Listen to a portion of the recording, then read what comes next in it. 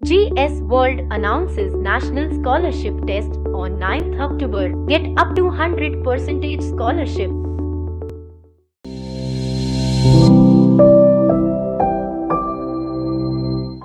क्या आपको मालूम है कि एस्ट्रोफिजिक्स के top Indian scientist doctor Meghnath Saha scientist बनने से पहले एक रिवॉल्यूशनरी थे, जिन्होंने आज़ादी की लड़ाई में भाग लिया और इसके लिए उन्हें गंभीर परिणाम भुगतने पड़े। नमस्कार, जीएस वर्ल्ड के डेली करंट एक्सप्रेस में आज हम बात करेंगे भारत के महानतम वैज्ञानिकों में शुमार डॉक्टर मेघनाथ साहा की, जिनकी जयंती हर वर्ष 6 अक्टूबर को मनाई जाती है। डॉक्टर मेघनाथ साहा का जन्म 6 अक्टूबर 1893 ईस्वी को पूर्वी बंगाल, वर्तमान में बांग्लादेश के ढाका जिले में हुआ था। पिता जगन्नाथ साहा और माता भुवनेश्वरी देवी की वह 5वीं संतान थे। गांव के एक स्कूल में उन्होंने आरंभिक शिक्षा पूरी की, लेकिन घर की आर्थिक पृष्ठभूमि अच्छी न थी। बचपन बहुत तंगी में गुजर रहा था, लेकिन जैसे कि कहा जाता है कि होनहार बिरबान के होत चिकने पात, 8वीं कक्षा में ही वह पूरे ढाका में प्रथम आए, जिसके बाद उन्हें छात्रवृत्ति मिलने लगी। 1905 में बंगाल विभाजन हुआ, पूरा देश उद्वेलित हो गया। इस घटना ने समाज के सभी वर्गों में राष्ट्रवाद का अलग जगाया और छात्र मेघनाथ साहा भी राष्ट्रवाद की रंग में रंग गए। साहा क्रांतिकारियों की संस्था अनुशीलन समिति से जा जुड़े। तत्कालीन पूर्वी बंगाल के गवर्नर सर बामफिल्डे फुल्लर जब ढाका कालजियट स्कूल में इंस्पेक्शन करने आए, तो मेघनाथ साहा की अगुवाई में कुछ राष्ट्रवादी छात्रों ने इसका बहिष्कार किया। नतीजा यह हुआ कि उनकी छात्रवृत्ति बंद कर दी गई एवं स्कूल से भी निकाल दिया गया। आगे की शिक्षा के लिए उन्हें निजी विद्यालय में प्रवेश लेना पड़ा। मैट्रिक, इंटर और प्रेसिडेंसी कॉलेज से पढ़ाई के दौरान भी उनका प्रदर्शन अव्वल रहा। एमएससी करने के बाद एक सरकारी नौकरी के लिए उनका चयन तो हुआ, लेकिन अनुशीलन समिति के साथ जुड़ने और सुभाष चंद्र बोस जैसे क्रांतिकारियों का साथ देने के कारण इन्हें सरकारी नौकरी नहीं मिली।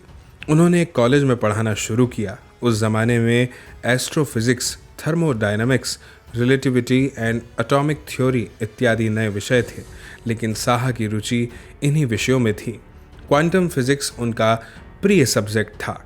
इन क्षेत्रों में कार्य करते हुए इन्होंने कई शोध पत्र प्रस्तुत किए। ये शोध पत्र दुनिया भर के प्रतिष्ठित जर्नल्स में प्रकाशित हुए। उन्होंने कई खोजें की, जिनमें सबसे महत्वपूर्ण था आयोनाइजेशन फार्मूला की खोज। इस फार्मूले को साहा आयोनाइजेशन फार्मूला के नाम से जाना जाता है। इसे खगोल विज्ञान की 12वीं सबसे महत्वपूर्ण खोज कही जाती है। इस फार्मूले ने अंतरिक्ष वैज्ञानिकों को सूर्य और अन्य तारों के आंतरिक तापमान और दबाव की जानकारी देने में सक्षम बनाया।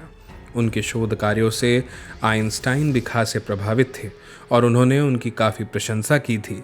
1938 में जब नेताजी सुभाष चंद्र बोस कांग्रेस अध्यक्ष बने, तो उन्होंने राष्ट्रीय योजना आयोग का गठन किया और साहा को इसमें शामिल किया।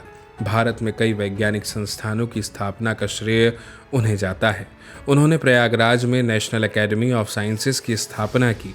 साथ ही Indian physical society, national institute of sciences of India, Indian institute of nuclear physics, जिसे बाद में उनके नाम पर रखा गया, Indian association for the cultivation of science की स्थापना कर देश में साइंस और खासकर न्यूक्लियर साइंस को नई ऊंचाई पर ले गए। विज्ञान की गूढ़ भाषा सरल हो और उनका जनता तक प्रसार हो, इस मकसद से उन्होंने साइंस एंड कल्चर नामक पत्रिका का प्रकाशन आरंभ किया। भारत के राष्ट्रीय कैलेंडर का निर्माण भी उनके मार्गदर्शन में ही हुआ। बंगाल में बाढ़ की विभीषिका को उन्होंने बचपन से ही बेहद करीब से देखा था। यही वजह थी कि उन्होंने बाढ़ के कारणों और रोकने का अध्ययन किया और अनेक नदी बांध परियोजनाओं तथा बिजली परियोजनाओं में अपना अमूल्य योगदान दिया। दामोदर वैली प्रोजेक्ट के वास्तुकार भी मेघनाथ साहा ही थे। आपको बता दें कि वह न केवल देश के शीर्ष वैज्ञानिक थे, बल्कि एक सामाजिक कार्यकर्ता और जननेता भी थे। 1952 में देश के पहले लोकसभा चुनाव में उन्होंने कोलकाता संसदीय क्षेत्र से निर्दलीय उम्मीदवार के तौर पर विजय पाई और आज़ाद भारत के पहले लोकसभा में उन्होंने सक्रिय भूमिका निभाई। 6 फरवरी 1956 को हृदय गति रुक जाने के कारण आधुनिक भारत के शिल्पकार ने इस दुनिया को अलविदा कह दिया। आइए अब बात करते हैं इस खबर पर आधारित महत्वपूर्ण प्रश्न की।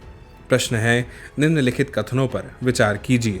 पहला कथन है, वैज्ञानिक मेघनाथ साहा अपने छात्र जीवन के दौरान अनुशीलन समिति से जुड़े थे। दूसरा कथन है, 1938 में नेताजी सुभाष चंद्र बोस के कांग्रेस अध्यक्ष रहने के दौरान गठित राष्ट्रीय योजना आयोग में मेघनाथ साहा शामिल थे। ऊपर दिए गए कथनों में से कौन सा या कौन से सही है? इसके 4 विकल्प हैं। ए केवल 1, बी केवल 2, सी 1 और 2 दोनों, डी न तो 1 और ना ही 2। इस प्रश्न का सही जवाब देने के लिए आपको कमेंट बॉक्स में कमेंट करना होगा।